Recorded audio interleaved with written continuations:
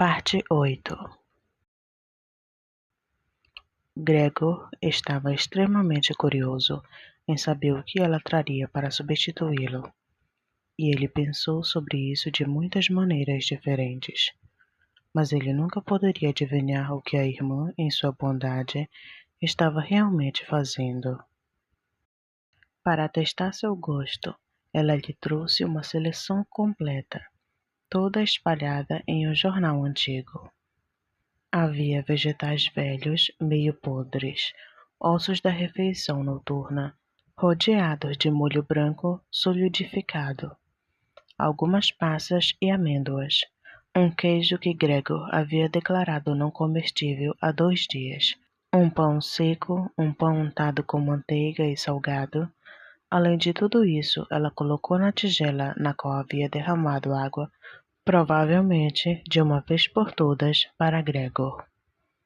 E, por delicadeza, sabendo que Gregor não comeria à sua frente, ela se apressou, mesmo girando a chave para que somente Gregor soubesse que ele poderia fazer com que fosse tão confortável quanto quisesse. As pequenas pernas de Gregor rodopiavam quando era hora de comer. A propósito, suas feridas devem ter sarado completamente. Ele não sentiu mais nenhuma deficiência. Ficou surpreso com isso e pensou em como ele havia cortado o dedo muito levemente com a faca há mais de um mês e como esta ferida o havia ferido o suficiente anteontem. Devo ter menos sensibilidade agora, pensou ele e sugou avidamente o queijo para o qual ele tinha sido atraído imediatamente e enfaticamente diante de todos os outros alimentos. Rapidamente, um após o outro, e com os olhos regando de satisfação, ele comeu o queijo, os legumes e o molho. A comida fresca, por outro lado, não tinha bom gosto para ele.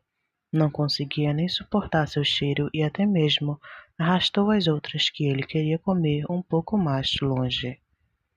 Ele havia terminado tudo há muito tempo e agora estava deitado preguiçosamente no mesmo lugar quando a irmã virou lentamente a chave para sinalizar que ele deveria se retirar.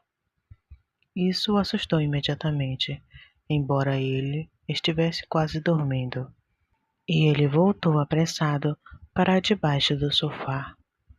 Mas ele levou muito tempo de confinamento, mesmo pelo pouco tempo em que a irmã esteve na sala, para permanecer debaixo do sofá, porque seu corpo tinha arredondado um pouco da comida abundante e ele mal podia respirar no confinamento.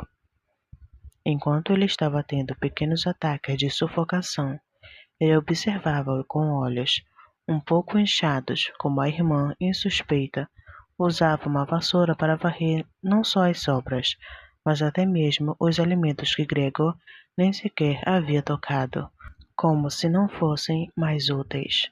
E como ela, apressadamente, despejava tudo em um balde, que ela fechava com uma tampa de madeira e carregava tudo, logo que ela se virou, Gregor se puxou para fora debaixo do sofá e se esticou e inchou.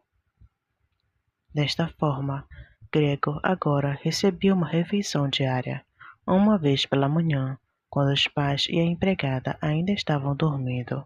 A segunda vez após o almoço geral, porque então os pais também dormiam por um tempo, e a empregada era mandada embora pela irmã com algum tipo de recado. Certamente, eles também não queriam que Gregor morresse de fome, mas também não suportassem ouvir mais nada sobre sua comida do que boatos. Ou talvez a irmã quisesse poupá-los do que poderia ter sido apenas uma pequena quantidade de tristeza, pois, na verdade, eles estavam sofrendo o suficiente. Gregor não conseguiu descobrir com que desculpas tinham usado naquela primeira manhã para tirar o médico e o serralheiro do apartamento novamente, porque como ele não era compreendido, ninguém, nem mesmo a irmã, achava que ele podia entender os outros, e assim Quando a irmã estava em seu quarto, ele tinha que se contentar em ouvir apenas aqui e ali seus suspiros e chamados dos santos.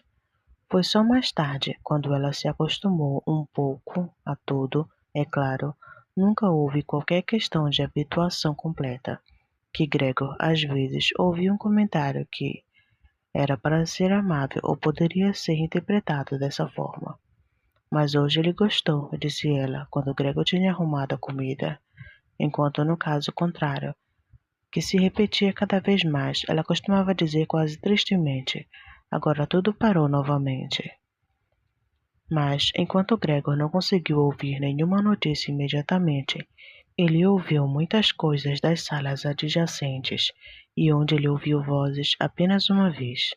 Correu diretamente para a porta em questão e se pressionou de todo o coração contra ela. Especialmente, no início, não houve nenhuma conversa que não fosse de alguma forma, mesmo que apenas um segredo, sobre ele.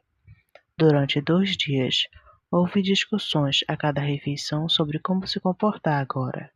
Mas também, entre refeições, o mesmo tópico foi discutido, pois havia sempre pelo menos 2 membros da família em casa, já que provavelmente ninguém queria ficar em casa sozinho e não se podia deixar o apartamento completamente. Logo, no primeiro dia, não estava bem claro o que e quanto ela sabia sobre o que havia acontecido.